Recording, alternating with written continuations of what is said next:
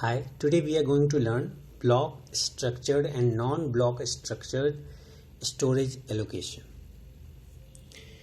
इससे पहले अगर हम स्टोरेज एलोकेशन की बात करते हैं तो स्टोरेज जो है या तो लोकल डेटा पे हो सकता है या तो नॉन लोकल डेटा.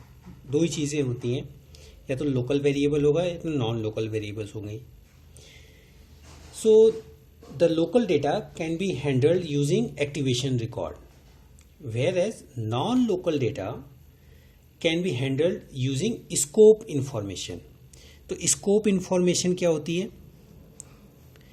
तो scope जैसे आपने एक फंक्शन लिखा मेन, और मेन के अंदर आपने एक वेरिएबल लिखा, सी प्रोग्रामिंग की बात करते हैं, इंट ए. तो इंट ए का स्कोप वहां तक रहेगा जहां तक ये इसके ब्रेसेस क्लोज नहीं हो जाते. इन केस आप यहां फिर से इंट ए लिखोगे तो क्या कहेगा? Declaration is not allowed. Again आपने सिर्फ सेम स्कोप में दो डिक्लेरेशन जो है आप करोगे तो वो अलाउड नहीं होंगे. तो उसके लिए आप क्या करते हो? आप एक नया फिर यहां से ब्रेसेस स्टार्ट करते हो, फिर इंट ए लिखते हो और फिर ये इस स्कोप में आ जाता है और ये इस स्कोप का पार्ट रहता है. तो स्कोप जो है वो ब्लॉक स्ट्रक्चर्ड स्टोरेज एलोकेशन में यूज होता है. और मीन लोकल डेटा को स्टोर करना है तो आप एक्टिवेशन रिकॉर्ड यूज कर लिए. नॉन लोकल डेटा में स्कोप यूज करेंगे तो स्कोप जो है या तो स्टैटिक स्कोप हो सकता है या डायनेमिक स्कोप हो सकता है. तो ब्लॉक स्ट्रक्चर स्टोरेज एलोकेशन के लिए it can be done using static scope और that is also known as lexical scope. और जो नॉन ब्लॉक है उसके इस स्टोरेज के लिए आप क्या यूज करते हैं? Dynamic scope. तो डायनेमिक स्कोप आपका रन टाइम में जब स्कोप डिसाइड होगा तो दैट इज डायनेमिक स्कोप.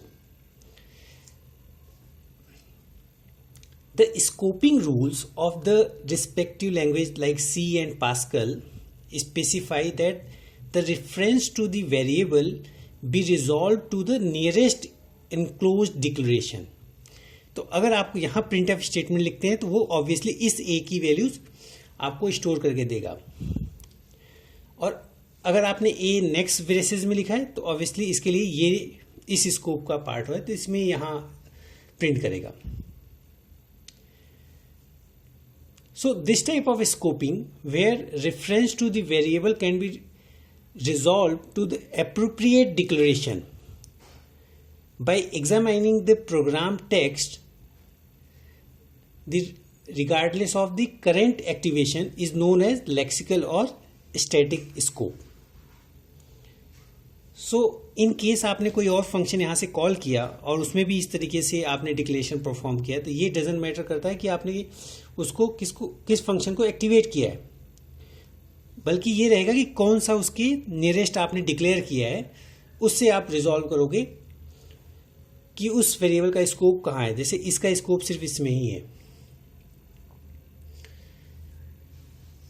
और जबकि डायनेमिक स्कोप में हम ये देखेंगे तो डायनेमिक स्कोप जैसे लैंग्वेज कैसे, जैसे लिस्प या फिर एपीएल लैंग्वेज है, उसमें आप डायनेमिक स्कोप देखते हैं in which a variable can be resolved into the correct declaration only and during the execution by considering the current activation. और जब तो सी में जो है हम स्टैटिक स्कोप की बात करते हैं, जबकि लिस्ट में डायनेमिक स्कोप की बात करते हैं. और एक लैंग्वेज है पर्ल, इसमें इस स्टैटिक स्कोप और डायनेमिक स्कोप दोनों की स्टोरेज की हम बात करते हैं. So block structure storage allocation में हमने क्या देखा कि ये static, it can be done using static scope और लेक्सिकल स्कोप. जबकि नॉन ब्लॉक में हमने क्या देखा? It can be done using dynamic scope. Thank you.